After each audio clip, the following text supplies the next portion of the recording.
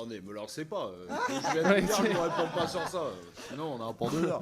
Qu'est-ce que nous pouvons faire très concrètement sur le droit du travail pour justement faire en sorte que la France devienne un leader mondial? C'est donner plus de liberté aux employés, de partir de leurs entreprises. Je pense que ça nous accélérerait largement. Ce que j'ai dit, et je le redis, ça serait très important et très utile. Une des choses qu'on pourrait faire et qu'on ne se permet pas de faire, c'est de recruter extrêmement vite, comme les Américains savent le faire, tout en se permettant de perdre 30% des gens au bout de 2 mois. En fait, on pourrait le faire, mais ce n'est pas vraiment dans la culture. Je pense que le droit du travail aujourd'hui le permet en France, donc à mon avis, il n'y a pas tellement de changement à faire de ce point de vue-là. Non, vraiment, le sujet, c'est de déprotéger les grosses entreprises qui veulent garder leurs employés.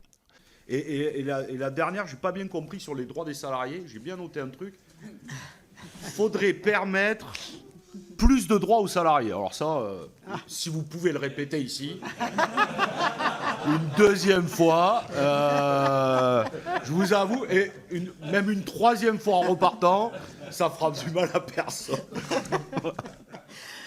Sur le droit des salariés, je le redis, nous on est favorable, enfin, de manière générale, les startups sont favorables à plus de fluidité du marché du travail. C'est-à-dire que quand on veut recruter quelqu'un chez le concurrent, on voudrait pouvoir le faire en 2 semaines, on voudrait pouvoir le faire en 10 jours, comme ce qui est fait aux États-Unis. Mais la contrepartie, c'est que nos propres employés peuvent partir. Et sans doute une contrepartie aussi, c'est que ça puisse être moins difficile de se séparer d'un employé avec lequel le fit est pas bon. Donc tout le monde est bien payé.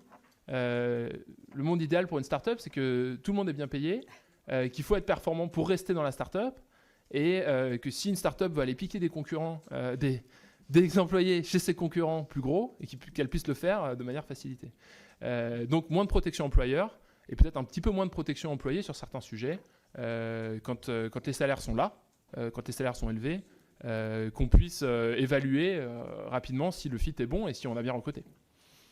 Voilà. Oui, Fabien.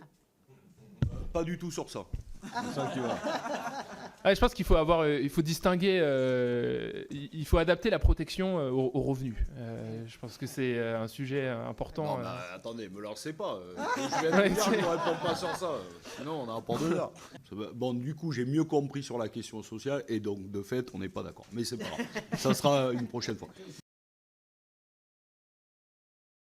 Nous sommes une 50aine ici. Bon, personne n'est capable de faire ce que vous faites. Moi, le premier.